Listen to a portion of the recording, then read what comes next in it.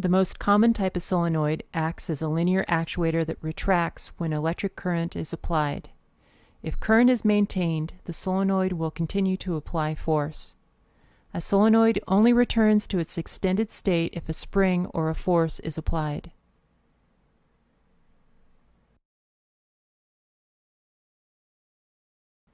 A solenoid consists of an electromagnet coil, a high permeability core like iron to direct the magnetic field, and a movable armature made of a similar iron.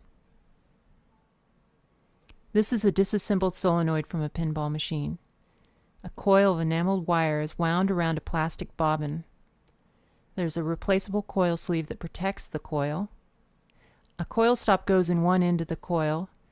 It concentrates the magnetic field and limits the travel of the armature. This is the armature that moves during operation. The entire assembly is held in a bracket that also helps direct the magnetic field. I've cut a pie section out of the coil so we can see the many turns of copper wire and the air gap between the armature and the coil stop. When current is applied to the coil, the armature is attracted to the coil stop.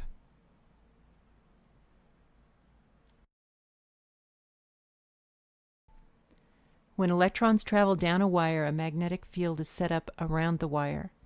If the wire is coiled with all the turns in the same direction, the magnetic fields add and will increase the strength of the electromagnet. The magnetic field will be centered around the coil like a donut. One side will be north and the other side will be south. Here are some quick rules of thumb for making strong solenoid coils. First, pass more current. Faster the electrons, the stronger the magnetic field. Second, direct the magnetic field to the armature with high permeability metals. And last, add more turns of wire. The more electrons moving in the coil, the stronger the field. Now this last one has some trade-offs and will require a follow-up video about ampere turns and coil resistance. In this experiment, I've taped a small container to a solenoid. I will measure the current required to lift the container empty and then remeasure after adding ball bearings. This will show that more current is required to lift the container when it's heavier.